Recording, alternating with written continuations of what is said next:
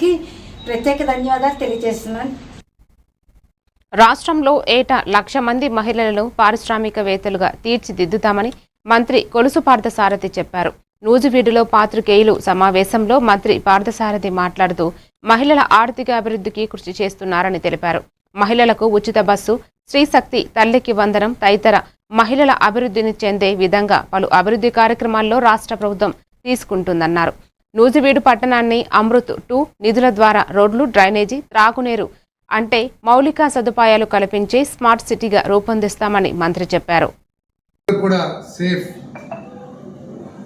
మహిళలకు ఏ సమస్య ఉన్నా కూడా ఆ సమస్యకి అత్యంత ప్రాధాన్యత లభిస్తుందనే అభిప్రాయం కలిగే విధంగా ఈరోజు ప్రీతం ముఖ్యమంత్రి చంద్రబాబు నాయుడు గారు, ప్రీతం ఉప ముఖ్యమంత్రి పవన్ కళ్యాణ్ గారు, ప్రీతం మా యువ నాయకుడు లోకేష్ గారు, మరి కూటమి పార్టీ నాయకులందరినీ కూడా ఈ కార్యక్రమాన్ని పాల్పంచుకోమని చెప్పేసి ఆదేశాలు ఇవ్వటం, అంతేకాకుండా ప్రభుత్వ పరంగా కూడా ఈ కార్యక్రమాలు నిర్వహించడం మహిళలకి ఈ రాష్ట్రంలో ఉన్న స్థానాన్ని గుర్తిస్తుందని చెప్పేసి నేను అందజేస్తాను.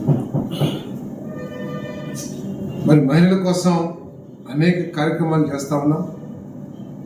తల్లికి వందనం అనే పేరుతో ఏ తల్లి కూడా తన పిల్లల్ని చదివించడానికి తన ఆర్థిక పరిస్థితులు అడ్డు కాకూడదనే ఉద్దేశంతో ఎంతమంది పిల్లలుంటే అంతమంది, అంటే ఏదో ఒక పథకం ఇచ్చాం, పథకంతో ఓట్లు పడ్డాయి, పథకాలు ఇచ్చేది ఓట్ల కోసం అనే భావన కాకుండా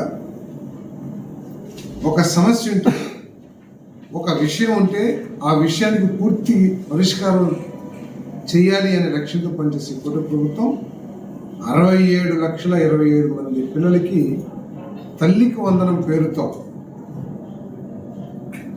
తల్లి గొప్పతనాన్ని, తల్లి సాక్రిఫైజెస్ని గుర్తిస్తూ తల్లికి వందనం కార్యక్రమం 10,090 కోట్ల రూపాయలు ఈ ప్రభుత్వం ఖర్చు పెట్టమని చెప్పేసి మనం చేస్తాం.